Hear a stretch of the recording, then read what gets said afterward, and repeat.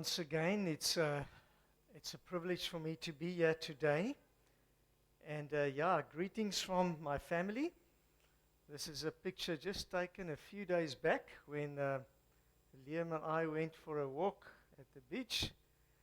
And this is my little girl, Lassie.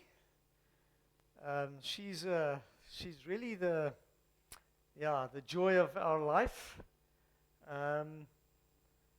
She knows the language of the heart, this little dog. You know, you sometimes just have that one little one. She was a little rescue dog, and so she's so attentive and beautiful. She thinks she's a lap dog. So when her dad comes and sits on the bench, then she comes and wants to lie on his lap. This is what happens. It's a beautiful time of the year. I don't know if you guys are experiencing it. Our garden is just so beautiful. The clivias are blooming. There is some air plants, beautifully open, and it's a beautiful time of the year. The bird life is incredible. This morning again, we've got a little, what's a Laxman? A little bird, Laxman. Hey? Is that it? Yeah, they're little black, and they've got a little white on it. And so there's one little male, he's feeding two chicks. I've never seen the female. And they come now in our kitchen because Edna gives them little worms there in the kitchen. So they come and fetch the little worm, and then the two of them sit there, and the daddy is feeding the two of them. I was actually show you the clip. I've got a clip of that. So it's amazing, the bird life at this time. And yes, our cycads are seeding, and praise God for his love and his kindness towards us. So it's just amazing. So this morning, I'm impressed to speak to you about hearing God's voice. Hearing God's voice. And I think what initiated this was the happenings of just this week. You're all aware of this very well-known singer and pastor that has proclaimed that on the 23rd and the 24th the Lord is returning or rapturing those that are ready to be with him. And I heard a lot of voices and a lot of speaking, and the social media was flooded from it. And I realized that we need to know and understand the voice of God. And so I want us to have clarity on that. My message to him was, I love you. I love your music. It's always been very godly inspiring to me.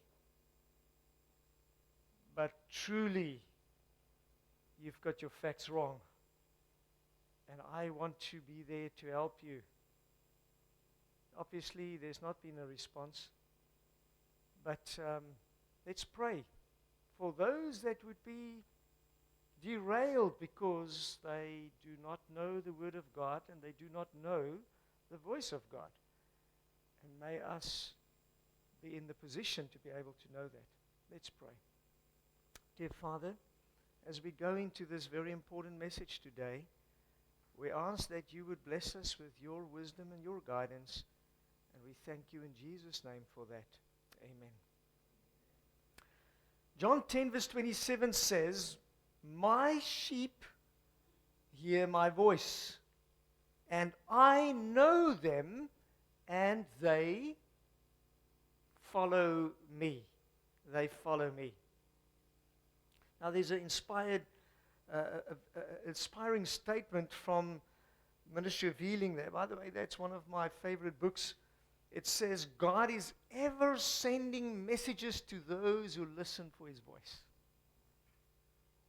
This is a powerful, powerful message for today. He is saying, listen, I'm all the time sending you messages. Go left, go right, stop, don't do this. Be careful. Go for this. But we are not hearing his voice. And he's sending message to you, my brother. He's sending messages to you, my sister. And you might not know it. You might not know that he's actually speaking to you. You might not hear his voice or recognize his voice. Sometimes there are so many voices around us that we are distracted and we don't really know where this comes from. Remember, thoughts and impressions can come to us from 4 different sources. Now, Donnie has said that he had a vision, that God told him that he's going to rapture his chosen ones on the 23rd and the 24th. And I want us just to be reminded that there is 4 different sources of thoughts and impressions. So the first source is God. He's telling us what to do or not to do. The second source is our own minds. Sometimes we can fabricate things because of what we have experienced, that we need to go this way or that way. And then in the third way, the devil, our enemy, is always busy trying to give us messages. And then I want you to know that the noises around us, all the voices of people around us, can really derail us in thinking that we are on the right track, but we're not. God does speak to us. And this is confirmed by this powerful statement from the life-changing little book, Steps to Christ. And if you've not studied this book, I want to really encourage you. Please do yourself a favor and look at it. It says there on page 93, and this is how God speaks to us, through nature and through revelation and through his providence and by the influence of his Spirit, God speaks to us. So there's different ways that he would speak to us. Now let's define this. Through nature. And I want to tell you, if you do not love nature, I would really like to encourage you to get in a mode where you spend some time in nature, where you just spend some time, because I believe, and I've experienced this many times, God speaks through nature, through those things that he's created, and he wants us to understand those things. God speaks through us through his word, through revelation. This is why it's important on a daily basis to study the word. Not just now and then. I believe early in the morning is the best time because I need his direction for today. Tomorrow is another day. Today I need his direction. And then he speaks to us through providence. Circumstances of life. He opens doors, he closes doors. He gives us impressions through his Holy Spirit. Now, the safest way to be led by God is to combine biblical methods of being led by the Spirit and allow them to serve as, a check from one to the other. This is how I use it, and this is where I know, okay, I'm on the right track. Now the question, is there any examples in the Bible of somebody being led by the Spirit? Do you think there's examples of that in the Bible? Absolutely. Acts 8 verse 26 to 31. Now this is powerful. I want you to just stay with me. Acts 8 verse 26 reads, and an angel of the Lord said to Philip. Now I don't want to say he heard it in verbal words. I don't want to, but the fact is, he spoke to Philip, and he said to him, "Get ready, go south to the road that goes from Jerusalem to Gaza." By the way, though that road is not being used nowadays, the Lord spoke to Philip. If this was audible or in any other form, I don't know, I'm not sure. But the fact is, Philip recognized the voice of God, and what did he do? He responded. Verse 27 says, so Philip got ready and he went. Now, an Ethiopian eunuch was an important official in charge of the treasury of the Queen of Ethiopia, and he was on his way. He had been to Jerusalem to worship God, and now he was going back home in his carriage. And then verse 28 says, and as he rode along, he was reading from the book of the prophet Isaiah. And the Holy Spirit spoke to Philip, and he said, go over to that carriage and stay close to it. So now I want you to know the carriage is moving.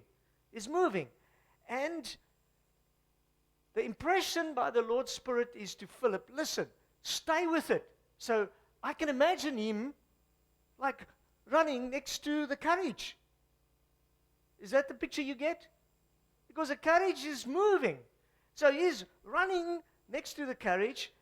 He responds immediately, and then Philip, as he ran, he heard him reading from the book of the prophet Isaiah. So he's running there, and he heard him. He was loudly reading Isaiah, and he asked him, hey, do you understand what you are reading? And then the response comes. The official replied, how can I understand unless someone explains to me? And he invited Philip to climb up and sit in the carriage with him. So he stopped the carriage and he said, please climb up. Come and explain to me. I love this. I really love this. This is pure evangelism at its best. It's powerful. Listen to God's clear promise to us. In Isaiah 30, verse 21, it says, and thine eye, and thine what? Ears, hear a word behind thee saying, this is the way. Walk in it.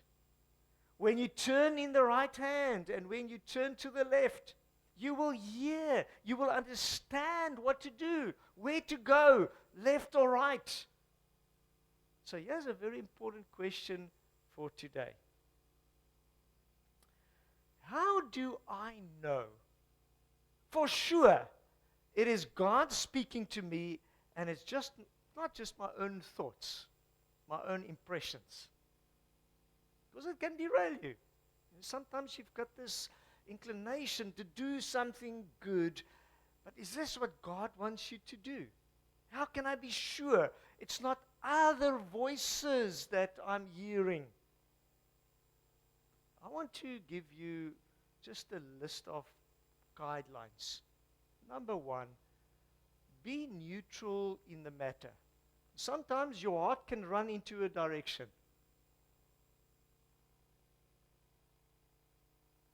Have no will of your own. Surrender your will. Put in neutral. Ask God, please, Lord, show me if this is my thoughts or it is somebody else's thoughts, or is it your thoughts that you are putting in me? I'm putting in neutral, Lord, please help me. Bring your desires in harmony with God's desire. Sometimes humanly we're desiring some things and we are building a case around that desire. You see, you only want what He wants for you, and not what you want for yourself. Now, this statement from the book Escape from God says it all. It was written by Jim Hornberger. He says, no matter how much we desire God's guidance in our lives, there is a danger that we will approach God without subdued spirits, willing to obey whatever He shows us to do. Because I've got my idea, and sometimes we want God's idea to fit in with our idea. That's the danger. If we do not neutralize, put in neutral, our own wills, then we tend to use our cherished ideas and goals as a standard by which to judge impressions and thoughts. Now listen to this. When we have a thought that is in harmony with our own preconceived ideas, it is not hard for us to assume that it must be the message from God. Assumption is one of the most dangerous settings that we can put ourselves into. So here's a second pointer, that it's God's voice. I need to know God's character. Because sometimes, and by the way, my character and God's character will clash if I am not synced with Him and I'm not doing things in His will. This is why daily Bible study is so important. We are to study His character on a daily basis. This brings us to pointer number 3. Remember, there's 7. Impressions must be in harmony with God's Word. So be a student of God's Word, and it will not contradict His will, because His Word is in His will. Isaiah 8 verse 20 says, it says, to the law and to the testimony, if they speak not according to this word, it is because there is no light in them. So whatever I hear from God, in whichever way, it should be in line with the Holy Scriptures. If it's not 100% synced, don't think, well, it's just a misinterpretation or whatever. It must sync. If it doesn't sync, it is not God's voice. In the book, Great Controversy, page 7, it says, the fact that God has revealed His will to men through His Word has not rendered needless the continuous presence and guiding of the Holy Spirit. On the contrary, the Spirit was promised by our Savior to open the Word to His servants, to illuminate and apply its teachings. I want to continue. And since it was the Spirit of God that inspired the Bible, it is impossible that the teachings of the Spirit should ever be contrary to the Word.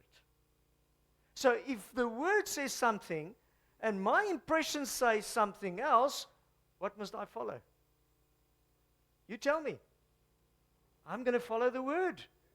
I'm not going to be safe doing something else. The Spirit was not given, nor can it ever be bestowed, to supersede the Bible. Takes me to 1 John 4 verse 1. I love this verse. My dear friends, do not believe all who claim to have the Spirit, but test them. Make sure it is the right Spirit. The word says, test them to find out if the Spirit they have come from God.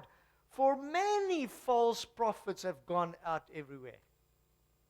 And we've heard it just this week. And guys, I don't know, if you've followed the social media, it can be so, that's the word I'm looking for. It's dangerous. It can just derail you. It is so believable. Are you getting it? But it does not say what the Word says. The Word says we need to test if it's according to God's will. And that's what Isaiah 8 verse 20 said. So here's a subtle warning in page 8 of the Great Controversy. It says, the following of impressions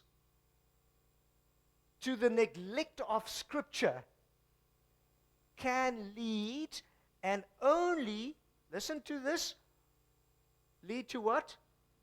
Confusion, to deception, and to ruin. Now, if you listen to this singer, preacher's message, this whole thing led to financial and other ruin in his life. And I don't know even about his followers.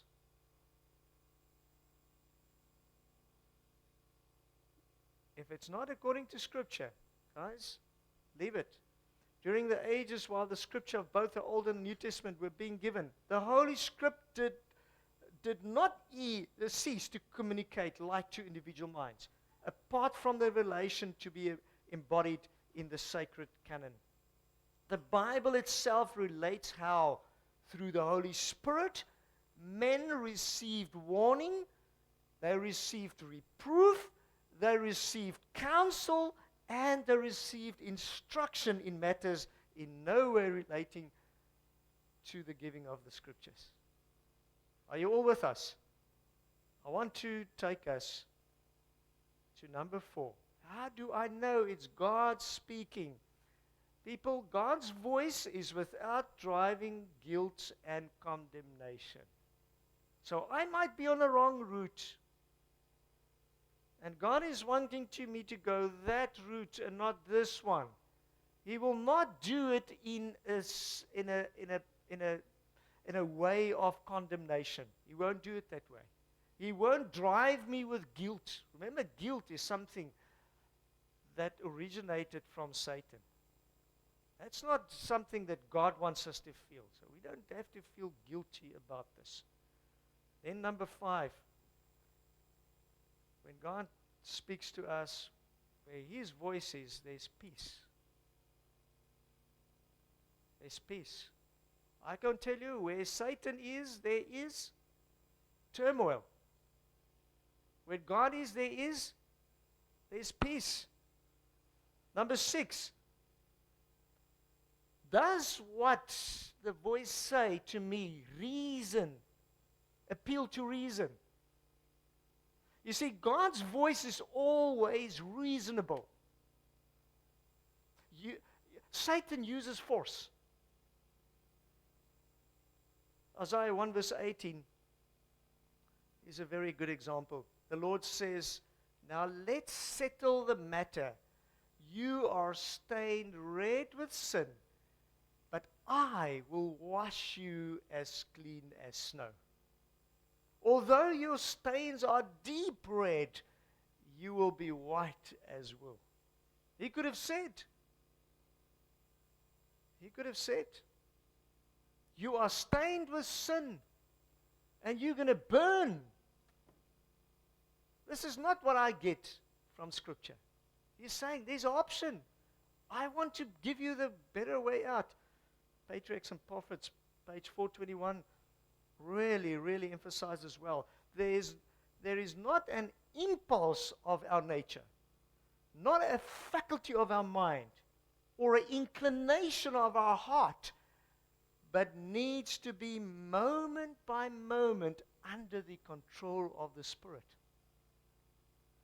I want to tell you, I have discovered I cannot risk being without that control of the Spirit for 1 second as a person, because I'm in trouble if I do that.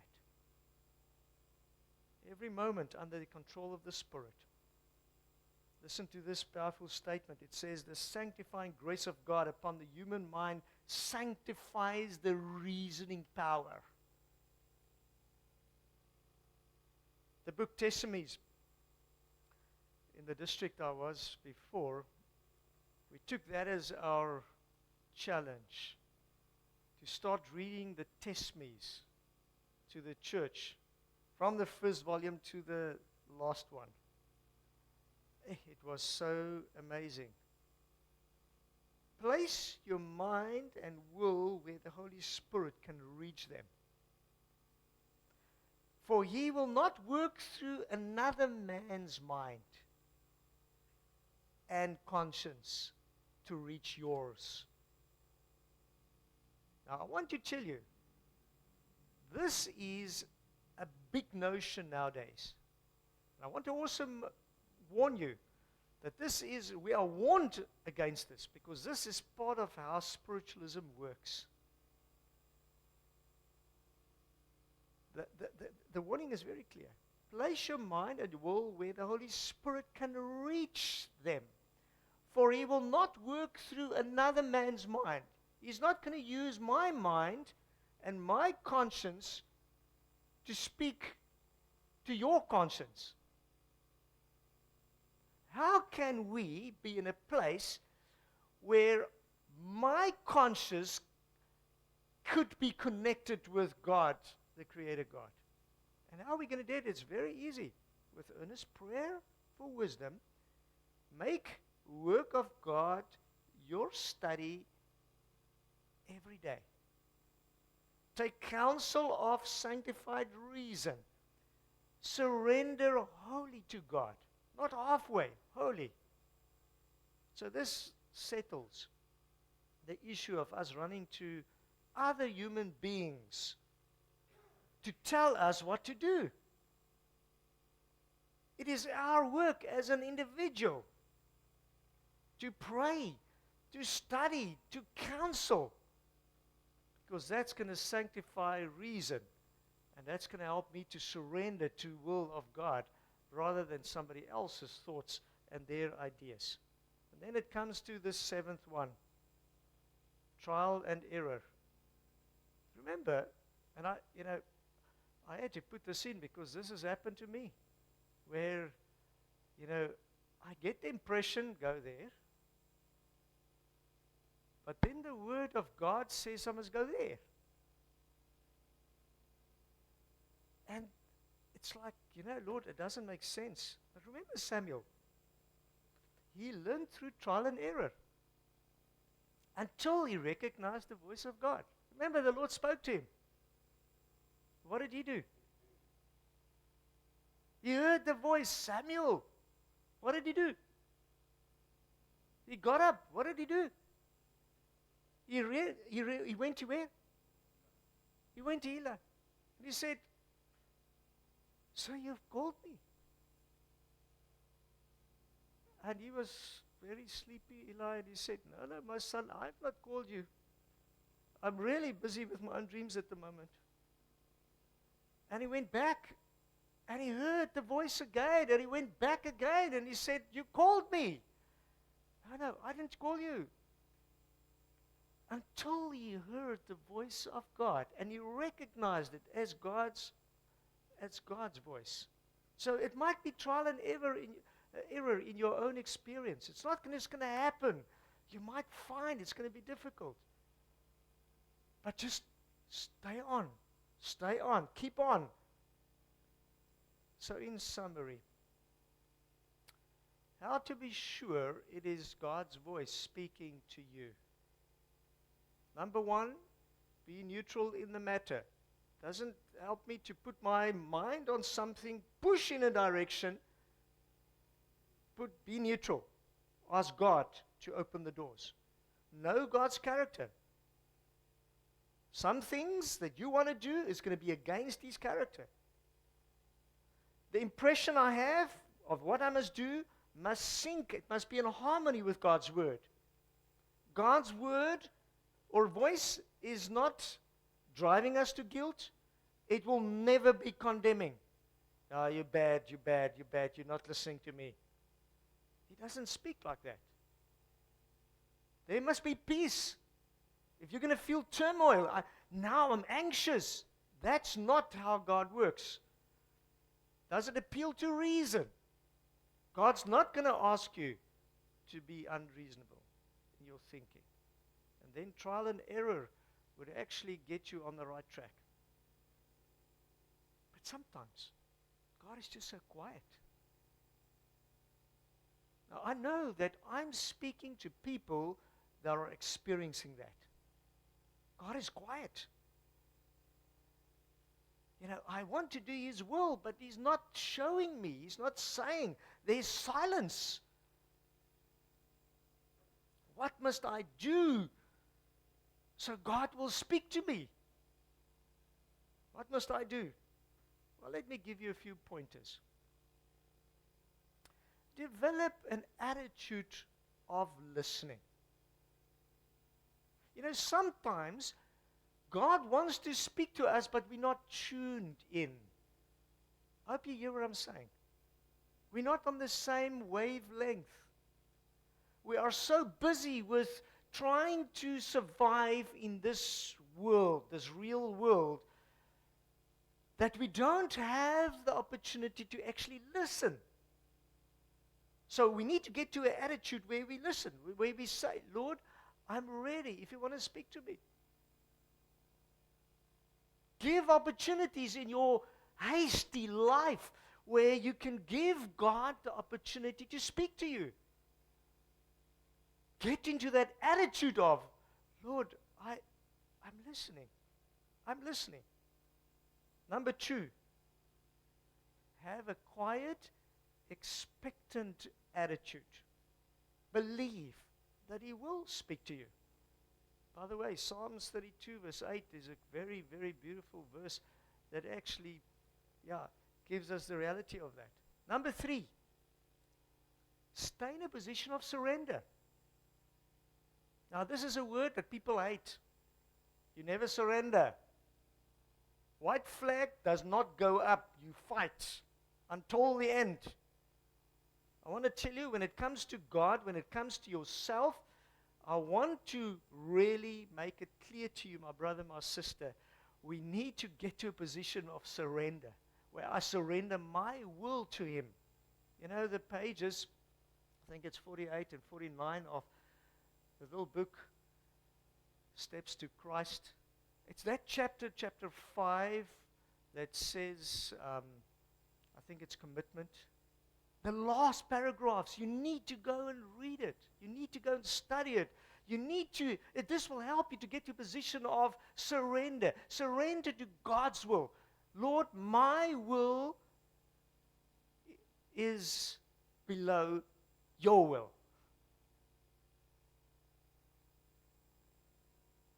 Shun anything that weakens the functions of the mind. Guys, I want to be very straight with you. There's many of us sitting here. Our brains are derailed even by the over-the-counter drugs that we are using. There's some that are derailed.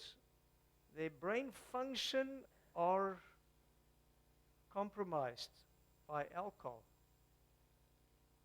by the participation of looking at pornography. Even watching TV. Don't go out here and say, hey, that pastor, no TV. And then you write it off. But I want to remind you, it distracts us from hearing God's voice. It's all these noises that we are bombarded with. Overeating could be weakening your functioning mind. I want you to know that anger or resentment can be the thing that's actually keeping you from having that connection with God. He wants to speak to you, but it actually causes a barrier and He cannot get through to you. Question: what must I do so God will speak to me? Number 5, obey the light that you have. Sometimes we are waiting for this big thing in our lives. God is just asking us, you've got the light. Walk in the light that you have. Whatever He says to you, do it. Do it. And then number 6, wait for God's answers in your life. Don't run ahead. Wait for His answers. I want to give you a few practical pointers still. Pray for a sensitivity to hear God's voice. See, this is what the scripture reading is about. Is that the sheep hears the shepherd's voice. Now, I've seen this. I've not seen it in South Africa. I've seen it in the Middle East while I traveled there. And I think I've told you this story before, and I'm reminding you of this. I'm standing there, and I've got now a farming background, and I've dealt with animals, farm animals, and I see one flock of sheep coming from this side, and a shepherd is in front of them, not behind them. And another one comes from that side, and another one is passing me there, another one's passing me there, and they're all going to the well where they are drinking. And I'm saying to myself, what a mess up today. What a mess up. How are you going to know who's your sheep? And I was surprised because I watched and I saw this one shepherd walking away. And he was just calling in a certain way, and you can just see there's a muddle, and then there's a group of sheep just starting to move behind the shepherd. And I was like amazed. There he went with his flock all together. And then another one, he started walking away, and he was whistling or something. I can't even, it was too far for me to hear. But I see there's a muddle, and then the sheep is following him. And this is what the Lord is saying. He says, we need to be sensitive to His voice.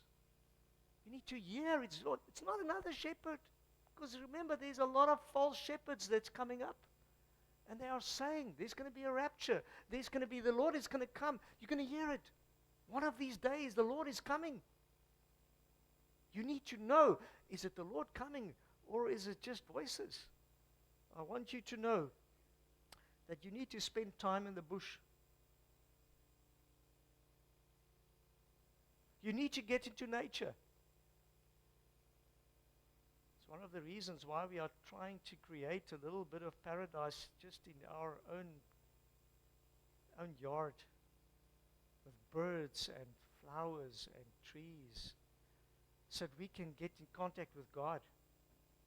But I must tell you still, there's too many noises. There's cars rushing by. There's alarms going off. There's people screaming at each other in the street. We need to get out where it's quiet. The Lord wants to speak to us. And I'm really challenging you. Try just 1 hour a week. I'm out. I'm there where I can speak to the Lord and hear His voice. Set an alarm to do your Bible study. Get up a little bit earlier. By the way, what happens is you will hear and need the alarm just for about 3-4 days. Then you will wake up at that time. And that's where I feel victory in my own life, where I shut the alarm up before it opens its mouth. It's like, I've aced it today. First ace. I have completed this one. The Lord has woken me up. I'm ready to speak to Him. And then practice asking God what He wants you to do in the smallest things. Lord, should I take this route or should I take that route? Lord, I need to get there. You see, this is what Proverbs 3 verse 6 says. It says, in all thy ways acknowledge Him. Not just the big decisions. Must I sell my house? Lord, must we trade this car in for a new car? Those big decisions. Lord, must I change my job? I've got this opportunity. And I get this.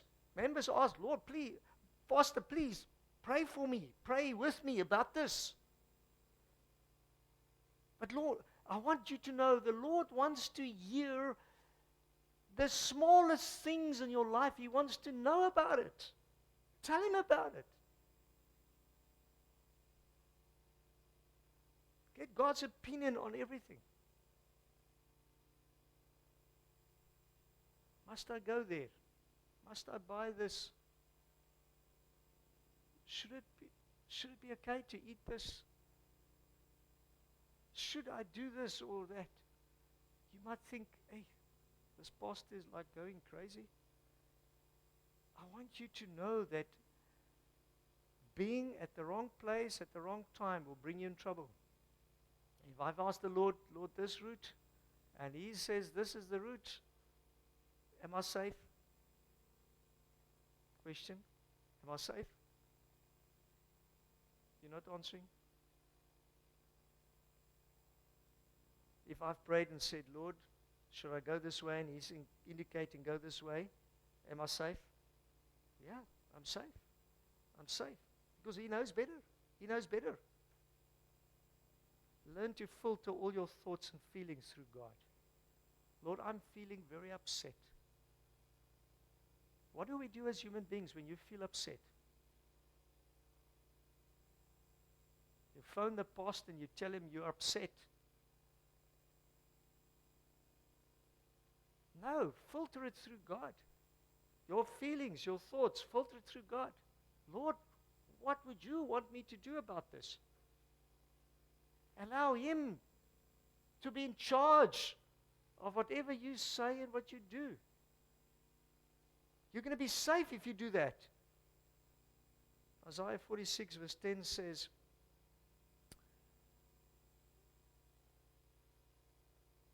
now let me go there. I'll get there now. Practice making your mind quiet. Listening for God's voice. Even the smallest decisions. So this is Isaiah 46 verse 10. It says, but be still, be still. Know that I am God. So it's not like still, don't say anything. But by the way, that could mean it. But it's like be in a mode, in a space where God can speak to me. Beware of Satan's counterfeits. Things like contemplative prayer. Something I see taking grip in our church, especially those that wants to make a special commitment to God. The devil has put these things in place to derail us. We don't have to go that route. It's not safe. Whenever your reasoning powers are working, I want you to know then the line is open for God to speak to you. So something like contemplative prayer puts your reasoning mode to sleep, and something or somebody else takes over. Don't go that route. This is what the devil uses. I want you to know that God is a God of reason. It's a God that we can reason with. He wants to reason with us. He's not putting us in a state or a trance. That is not it. Be careful, because I see a great movement in that in our faith nowadays. It's when reason has vacated that the mind is closed up for God's voice.